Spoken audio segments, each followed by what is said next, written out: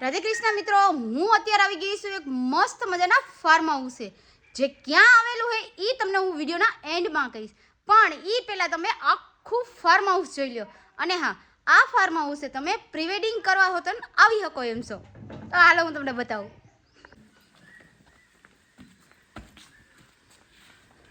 અરે અહીંયા આવો, આમ જો કેટલો મસ્ત મજાનું છે અહીંયા, હે ને એકદમ સરસ મજાનું.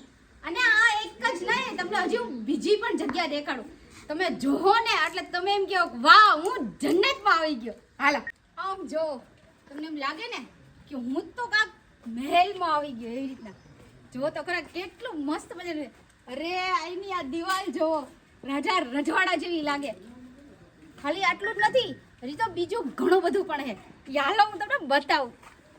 વાત કરી તો અહીંના રૂમની, તમે જોવો ને એટલે એમ તમે કહો ઓહો, જેમ જૂના ફિલ્મમાં એકદમ મસ્ત મજાના પલંગ આવતા ઈ હિંચકા. હાલો હું તમને બતાવું.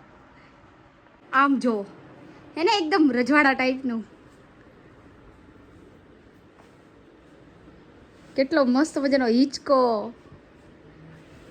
પલંગ જૂના જમાનાનો. અને હા, તમે પણ આવી શકો છો આ ફાર્મ હાઉસે.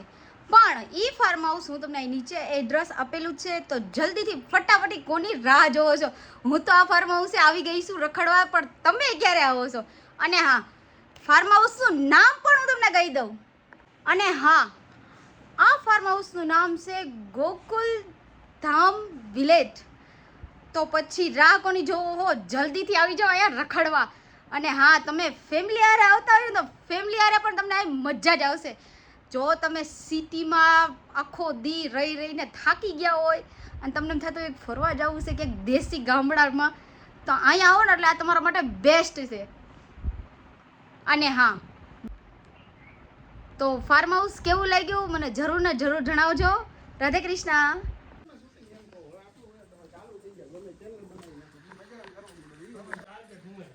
વિડિયો બનાવે એટલે ઓલા લોકો